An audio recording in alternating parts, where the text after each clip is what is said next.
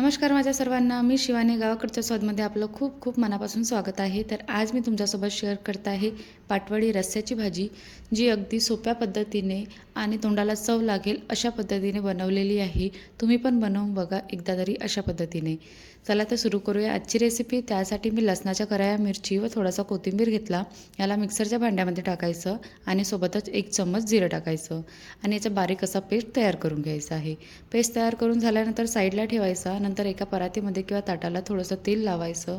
त्यामध्ये एखाद्या वाटीच्या जवळपास बेसन घ्यायचं आणि मी याच्यामध्ये थोडंसं आणखी टाकलं, कारण की वड्या जास्त बनवायच्या होत्या हलक्याच्या. तुम्हाला कमी जास्त करू शकता बेसन. नंतर बनवलेला ठेचा व सोबतच मीठ व हळद हे सर्व टाकून त्यामध्ये थोडंसं पाणी घालायचं आणि याचा आपल्याला डो तयार करून घ्यायचा आहे. ज्या मिक्सरच्या पॉटमध्ये आपण ठेचा तयार केलेला त्याच पॉटमध्ये मी पाणी टाकलं आणि ते पाणी ह्या बेसनामध्ये टाकलं. खूप जास्त पाणी लागत नाही यामध्ये, अगदी अर्धा ग्लासपेक्षाही कमी लागते. एकसाथ जास्त पाणी टाकलं तर बरोबर डो बनणार नाही, म्हणून थोडं करून टाकायचं आणि याला तेल लावून साईडला ठेवून द्यायचं. नंतर एखाद्या लोखंडी तव्यामध्ये किंवा कढाईमध्ये मी 2 स्लाईसमध्ये कट केलेले कांदे, लसूण, अद्रकाचा तुकडा, 2-3 मिरच्या आणि सोबतच धनिया एखादा चमचा जवळपास, 1 ते 2 चमचा जवळपास आणि जिरं व जे सुकं खोबरं असते ना, ते सुद्धा यामध्ये टाकायचं आणि हे सर्व भाजून घ्यायचं आहे. छानपैकी थोडासा कलर चेंज होईपर्यंत, म्हणजे काळपटसर हलकासा येईल इतकं भाजून घ्यायचं आणि भाजल्यानंतर थोडासा थंड होऊ द्यायचा. थंड झाल्यानंतर मिक्सरच्या पॉटमध्ये टाकायचं आहे आपल्याला. मी गॅस बंद केली, मिक्सरच्या पॉटमध्ये टाकलं आणि त्यामध्ये थोडासा कोथिंबीरसुद्धा टाकला. आता हे अगोदर पाणी न घालता बारीक करून घ्यायचं आहे आणि नंतर थोडंसं पाणी घालायचं आहे आणि याचा बारीक असा फाईन पेस्ट तयार करून घ्यायचा आहे आपल्याला. पेस्ट पण तयार झालेला आहे, तर पेस्टला साईडला ठेवायचं. नंतर कढईमध्ये तुम्हाला भाजीमध्ये जितकं तेल आवडत असेल ना तितकं तेल टाकायचं.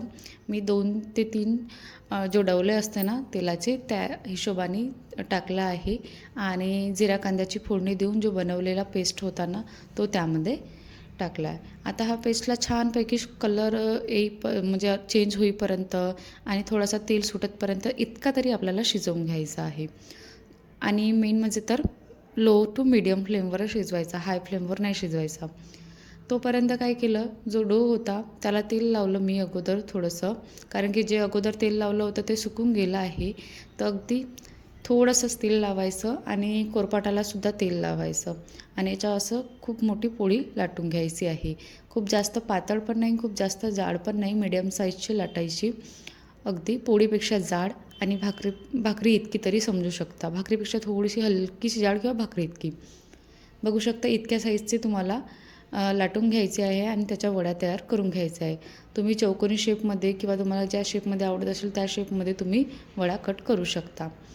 मसाला पण शिजलेला आहे, तर त्यामध्ये सुके मसाले टाकले, जसं लाल तिखट, हळद, धनिया पावडर, गरम मसाला, मीठ हे सर्व टाकायचं आणि यालासुद्धा एखादा मिनटं तरी परतून घ्यायचं आहे.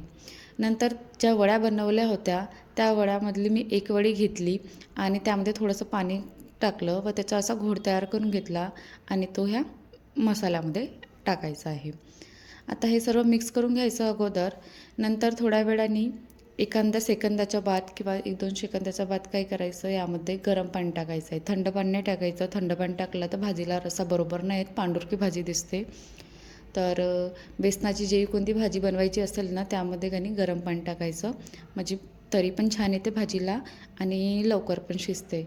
नंतर उकळी आल्यानंतर, पाण्याला उकळी आल्यानंतर भाजीला काय करायचं, ज्या वड्या बनवल्या होत्या ना त्या टाकायच्या. थंड याच्यामध्ये नाही टाकायच्या, जोपर्यंत उकळी येत नाही तोपर्यंत याला असंच शिजवून घ्यायचं. उकळी आल्यानंतर वड्या टाकल्या, वड्या शिजल्या आहे, सर्व झालेलं आहे. ऑलमोस्ट भाजी तयार झालेली आहे. आता मस्तपैकी यावर कोथिंबीर घालायचं आणि प्लेटमध्ये सर्व करायचं आहे. बघू शकता किती छान बनलेली आहे आणि गरमागरम भाजी आणि गरमागरम पोळीसोबत खायला तर अगदी भारी लागते. बनवून बघा, अशा पद्धतीने अगदी सोपी पद्धत आहे. खूप जास्त असा मसाला पण लागत नाही, खूप जास्त वेळ पण लागत नाही, झटपट बनणारी आहे आणि 2 पोळ्याच्या ऐवजी तुम्ही 4 पोळ्या खाल अशी भाजी बनलेली होती आज.